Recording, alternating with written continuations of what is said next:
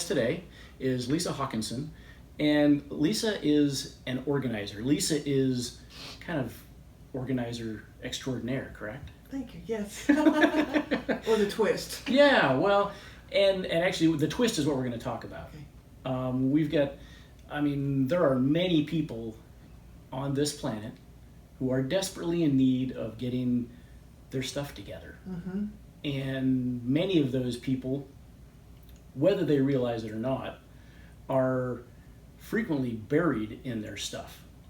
And they may have people around them that are trying to help them get organized. They may have people that are desperate for them to get organized. And many times they need someone to kind of lead them through the wilderness of organization. Mm-hmm. And I think that's where you come in, right? So you're talking about ordering stuff. I'm saying first evaluate how much stuff are you going to have and allow it. So it's meaning fences and borders. Okay. So explain fences and borders. Let's start there. It sounds like that's a good jumping off spot. So I really hammer in, tattoo into people's brain, need use, need use, need use. Do you still need it? Do you still use it? Mm-hmm. So what if you've had it for 40 years? It was given to you by a precious aunt. Right. Do you still use it? Do you need it now? So my mom, it was wonderful to watch the way she did life. She was fairly organized, so I think I got some skills from her. But she really reduced down what she needed and what she used. And she's very arthritic, so she reduced to plastic dishes that went in a drawer because she couldn't reach up for them. Mm-hmm. So her dishes were in the top drawer of the cabinet. I thought, that's brilliant. Yeah. But I coached her along the way because she had dishes from the 60s for the 8 kids. There were 6 kids, but adults. They were so heavy, big ceramic dishes, so precious to her. She got a special deal. Had them for 30 plus years. Mom, where do you want these to go? So she had them on consignment for 2 years, and no one bought them. That tells you something. Right. Which is true of so much of the stuff of our parents nowadays. Kids don't want it. Absolutely. I've got another story about that down the road. Yeah, so it's like, okay, Mom, who in the family would like that? She thought for sure her granddaughter would. No way. Yeah. They were just so out of her comfort zone for taste and style and her and stuff. Yeah, and more stuff. She was very much younger and more minimalist, which is nice. And my mom really reduced things too, but just as an example of the dishes. Yeah. But one of the nicest things she did, she took 1,000 pictures of flowers. I didn't want any of those I didn't want any of them when she passed away. Right. But the last year or two of her life, she sent groups of those pictures to high school friends in Ohio. Oh. It turned out to be a huge blessing she never expected. Really? She got the nicest letters from children of those parents. I love that picture of my mom. I didn't see my mom like that then. So it was really neat to see how she even handled her pictures. So one of the things that I'm curious about, I'm sure a lot of people are going to be asking this, is there's been a minimalist movement over the last several years. In fact, there's a name that comes up with a lot of that. Marie Kondo, I believe, is the one. You've been doing this since well beyond her time, is my understanding. You've got a book out. Right. And it's my understanding that book actually started, 20 years ago. Plus, Yeah. So I had a virus for 2 years that kept me in bed, flat in bed. Okay. At the end of it, I thought, okay, what am I going to do the rest of my life? It felt like a new chapter. So I just did a simple prayer where I could finally walk, because I couldn't walk for quite a while. God, what should I do when I get well? And almost audibly he said, help people get organized. I thought, that's bizarre, but fun. Yeah. So I thought, I told my mother-in-law about this, and she goes, Lisa, write a book. Okay, sounded good to me. I just leaned back on the couch on a yellow tablet before computers, and so and nowadays terms, I downloaded my brain. Right. Just follow me. How arrogant. Yeah. And then I met clients, and my very first client, I had to ask her if she used Save Band-Aids, and she said, I'm not that bad. She knew where I was. That was before we talked about hoarders, or we had hoarders on TV. Right. Yeah. So through the clients and listening to them, and just the way my brain works and having some of the neurological challenges, he couldn't put stuff away. It just didn't work. So how do I work with people? And so I listened. And so I think I have a system and a strategy that works with people with all kinds of challenges. Even the hoarders, and I'm going to have to say, if they're medicated and in treatment, or they're not ready for me. Because I want to say, what do you need it? Do you use it? If that makes them flare up, we're not ready to work. Yeah. So my husband passed away in 2006, and I had to sell my home and downsize. And we had been preparing to sail to South America, so I'd already started downsizing, which is serious downsizing, to live aboard a boat. You bet. But even more so to leave a home of 21 years. And so it was need use. And so my boundaries just came in. Like, so what if that, my precious, wonderful sister-in-law gave me those set of cups? They won't go on a boat. Yeah. I don't need them. I haven't used them. Yeah. But they always sit in my closet because there's like a monument to her they can't and go. to our marriage, Right. wedding gift. Right. And so who could use them? Well, my sons had a lot of young friends who were starting to move out. So I put these by my front door, and they knew when they came over, whatever was there was theirs. Oh, that's brilliant. Man, that was fun. I felt so happy about it. Just watching your things walk away. Yeah. And then everything imaginable. And I just felt great. So I really talked to people about giving, letting go. Right. And so if you find a thrift store that aligns with your heart, that they have a mission that aligns with your heart, it's like, I want to give my stuff to them so that's product on their shelf that sells to support their mission. Right. And there's one in the area, Totem Lake, that supports search and rescue dogs. I had men finally downsize their garage. I can help a dog. I can do that. Not for some family starting all over, but which would be nice. Right. Or a homeless person, but a dog, I can help a dog. All over that. Yeah. Whatever motivates you to let go, let Right. go, let go. And so Marie Kondo talks a lot about folding your stuff. And someone brought that up to me the other day. I said, great, but how many t-shirts do you get to have? Yeah. 17, 26? I mean, how many? It's still a collection. Yeah. Yeah. So what if you have 60 of something? It's probably too much. Yeah. So, well, that actually brings up, I'm glad you mentioned that because there's something else, there's another concept that she uses, and I'm curious how or if you use it, which is it has to bring joy. Okay, I have seen people with way too much joy in their house. Their definition. So Yeah. I just go, I love James Dobbs. He taught like a touch of, a shot. Seniors now have a shot of dessert. A shot, a touch of. Do you need 20 things to say something? I love flowers, or you need 3 to 5. Right. What do you need to say? I love, I love, I love. Right. Well, ice cream brings me great joy, but I have found that if I sit down with a bowl of it like I'd really like to, I know. I'm going to be miserable down the road. Consequence. If you keep everything that brings joy, you end up slipping on the floor, tripping on your stuff. Right. And then I think about the end when you have your final breath. Who's going to take care of all that stuff? Are you really being kind? Are you bringing them joy? Taking care of your collection of owls and shot glasses from around the world, every state, every city you've ever been to? All the plates. Yeah. Yeah, really. Men caves, I've seen the women caves with collections of silver spoons and teacups and plates and everything imaginable in one room. I'm going, I start feeling claustrophobic. And they feel okay because of their background probably. But if it's stuff that really says who you are, I think there's something missing. So did you come with organization kind of coded into your DNA? Has this always been part of you? I think so, because I can remember at 12 looking up at my closet I just organized, but those games look good up there. Yeah. And I was teased for it. That was a good question to ask. I was teased for it, so I was very embarrassed and ashamed. Oh, interesting. And so a friend spent the night with us one time, and I opened up the cabinet, and there were my slides, and they were all in order. And he commented on that. I was so ashamed that I had ordered slides. Yeah. Oh, interesting. I felt terrible about that. So how did you realize that it was actually a superpower? Good question. So at 38, I was going to a church that had women's groups back then, and one of them talked about how good it is to be organized. And that's a gift. And I went, seriously? Is this a gift that I have? It's not something to hide and be ashamed of? Right. So I went, okay. So I just kind of stepped into it, which really helped my husband and son. I have 2 boys, one ADHD, one AD, old terms that people use now, but order is a challenge. Yeah. And so I figured out how to help them. And I just thought we had a wonderful family. We had a lot of humor. A lot of stuff got lost and misplaced, but I was always juggling, trying to help everybody out. And we hummed as a family, and it worked. But those skills were to be developed and to help a lot of people. Yeah, that's interesting. My daughter is ADD, and I'm very familiar with what you're talking about. I know it. It's the mayhem is just... Hangers they're a bad word. I'm guessing so because gravity is apparently the good word. Oh, I know. So this is where humor comes in. So my son got a Letterman jacket. We paid for half of that. Expensive, right? Oh yeah.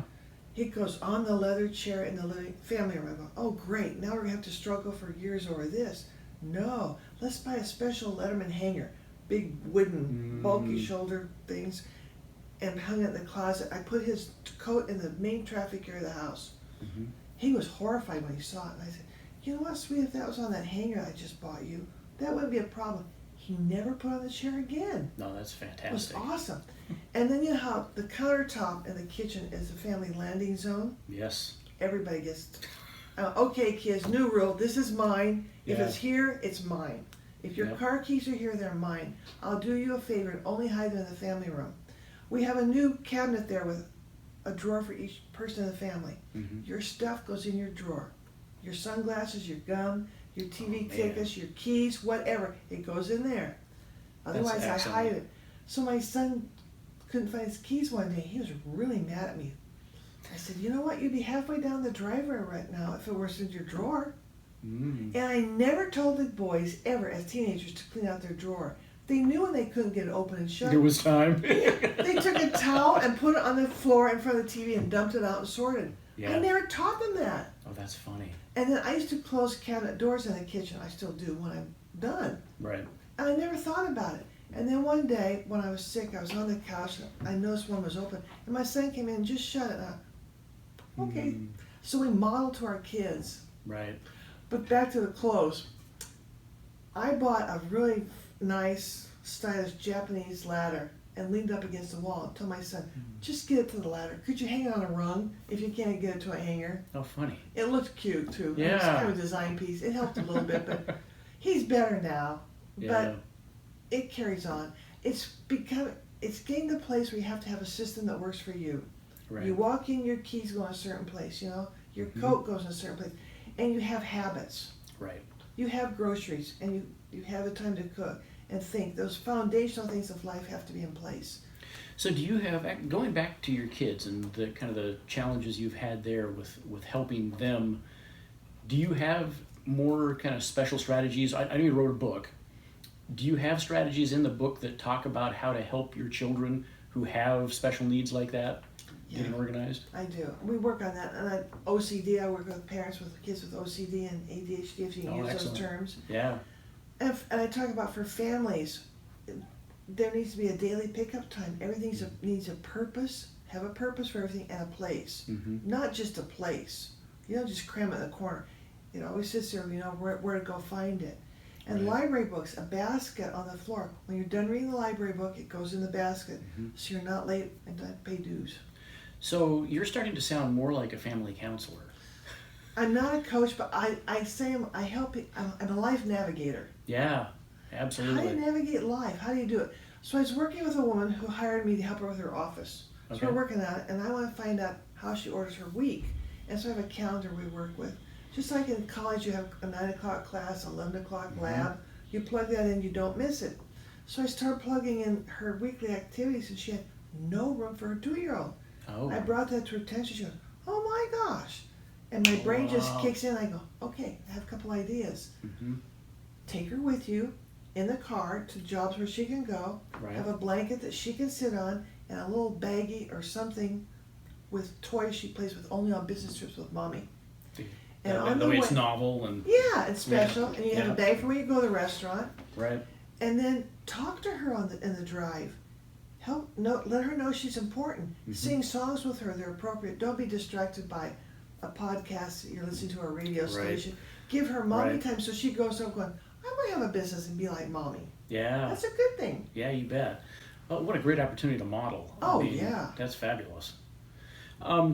So maybe talk about, are there specific people that you're finding are especially tuned into the services that you offer? It gets down to where do you feel overwhelmed. Okay. Is it in your business, your personal life, your family life? Where do you have some overwhelm? Where would you like things to be smoother, calmer? Where's the plumb line that holds nice and steady? Okay. And so now you mentioned having this book. Give me the title of the book again. Calming Your Chaos. Calming Your Chaos. Got it. Okay. So that's so appropriate to so many of the things that people are dealing with. And I know, actually, going back maybe to another one of my personal instances, I've mentioned that I have a daughter with ADD. She just came back from her first semester at college.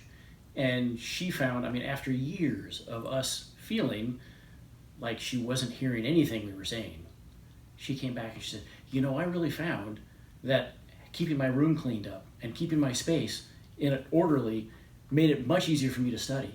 Right. We're like, Duh. I think we've been saying this, but I might be wrong. Right. So in high school, I had geometry teachers say he would guarantee B's to any of us if we wanted to listen to him.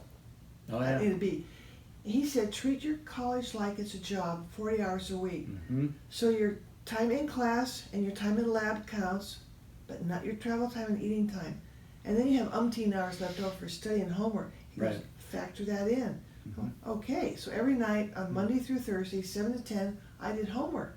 So I kept up with things, and I was on top of things. Right. I got the highest GPA, 3.8 in my life. I went, oh, gosh, if I'd only known this in high school. Yeah, no kidding. I told this to a group of high school kids at Bothell High in their special ed SAS program, the special eds. Yeah. And this one girl came up to me afterwards, she's 15, she goes, I can go to college now. I wanted to be a nurse, I know how to do it.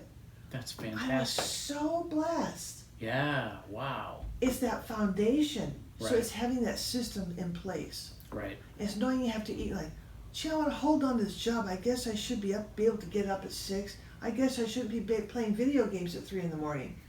It just, the foundational stuff that people aren't getting. So we talked about that word adulting. It's having that foundation. Yeah.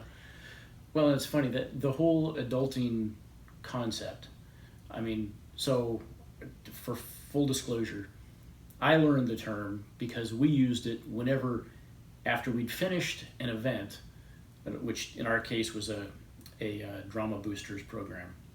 When we had finished a major milestone in the program, getting the kids through a production, we would put together a opportunity for all the parents to go out and have dinner and drinks together.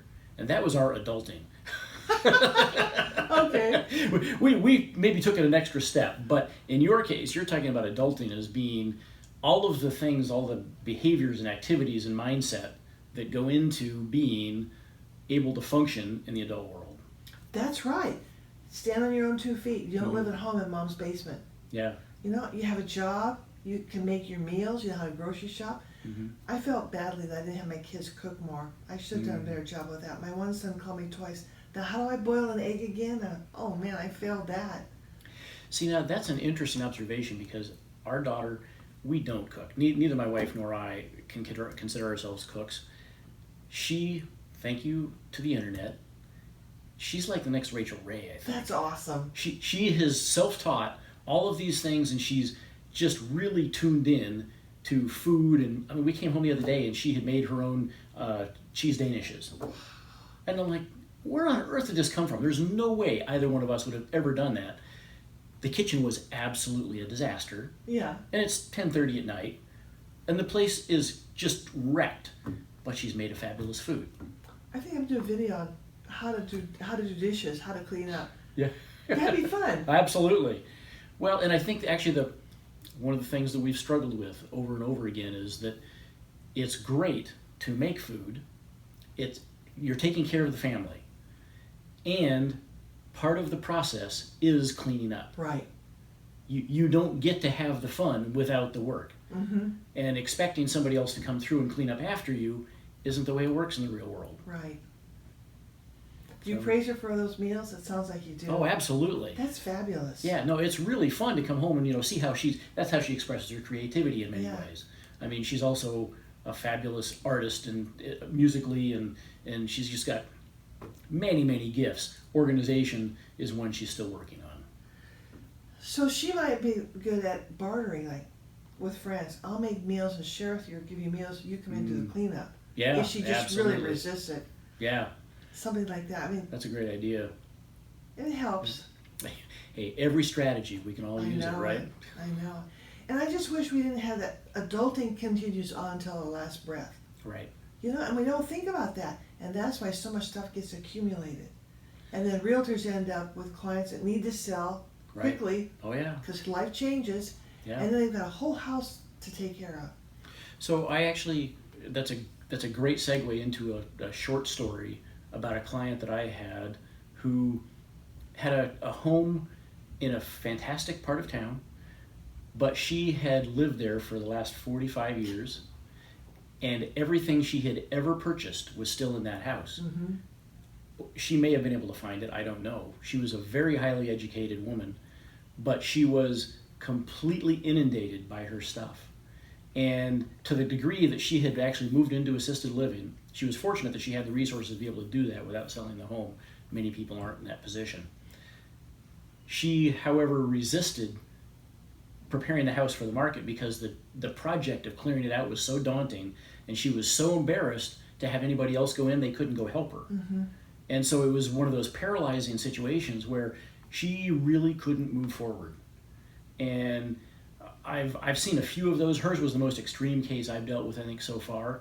But I never actually got to see the interior of the house until it was ready to go on the market. And that was many, in fact, it was close to a year before we got to that point. And so I think that that's one of the things where, people really underestimate how just cast in place they are by their stuff. Mm-hmm. If you think of Pilgrim's Progress and holding a long bag behind you with lots of stuff in it, Yeah. it just keeps getting heavier and heavier and more bulky. You aren't able to shift and move and do things with that big bulk. Sisyphus just keeps pushing that rock. Right, yeah. And so we just really have to be adulting in our thinking and go, how much stuff do I need now? Right. And take on the task of saying, I'm not taking it with me. There's no trailers on a casket. Mm-hmm. And so what can I let go of now? So my mom, I really thank her for this. For at least 10 years before she passed away, she was in her 90s, we had a sticker on everything in the house. Every girl, we had 6 girls, everything that each girl wanted. And we all knew, so there'd never be any bickering and arguing, but as the organizer, I'm going, a lot of stuff that's not going to be taken. We don't want a bunch of this furniture, 60s style. Right. We're all adults and we have our own stuff. So I said, Mom, if we sell these things, where do you want the money to go? Mm-hmm. And so we could bless her that way and take care of it. It was so nice. Oh yeah, and absolutely. so to take charge now of what you have, where do you want to go, who do you want to receive it. I have a story of a woman who nearly passed away. The doctors really didn't think she lived 24 hours. Mm-hmm. Her son started giving things away. Well, she came back to life with 24-hour oxygen. She was pissed. I went, man. well, in a way it's your fault because who knows who gets what. Right. He thought he's being helpful. He's going to have to do it someday. So help him out now.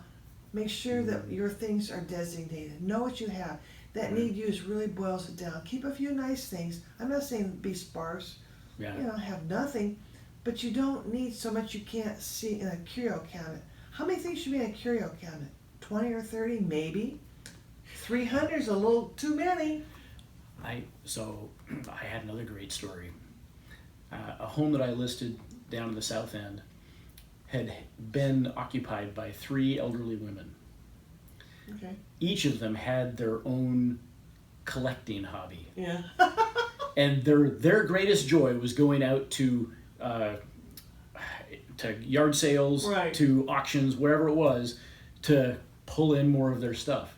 Now, I don't know, I never actually met them, but when I finally was brought in by their family, they were all 3 gone. Mm.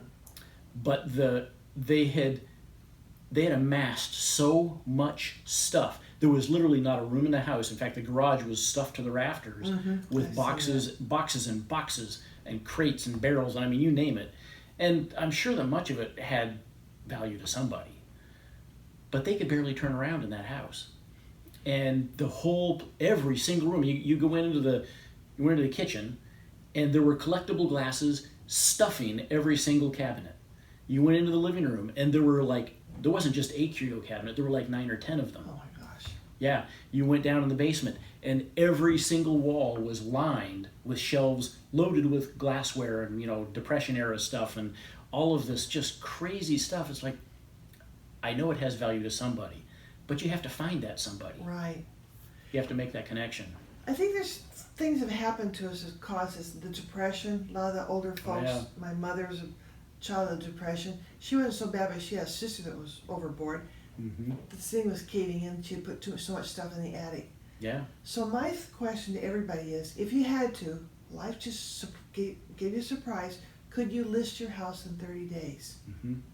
If you say, yeah, then you're Right. pretty good. Right. That doesn't mean you have to paint, but or take bubbles off the ceiling, Right. But do you have enough room in your home to move around? Do you have what you need and use? Do you have too much furniture? Yeah. Too many toys? Are you able to function? Right. Yeah. The other one is, just to nail it down a little bit more, I say if all your clothes are clean tomorrow at 10 in the morning, will they fit in your dresser in your closet?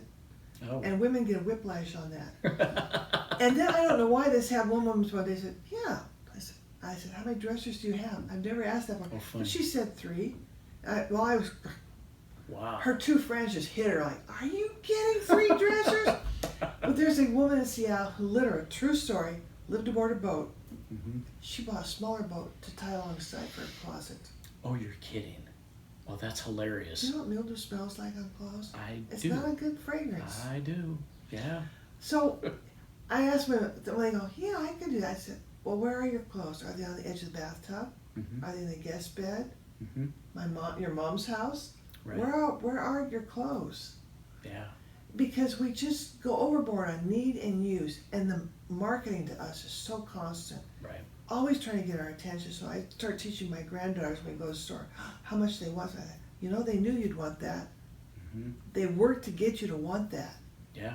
And I had my 6-year-old ask me one day when we went into a dollar store, Marshall's place, what's my budget? I'm like, good grief.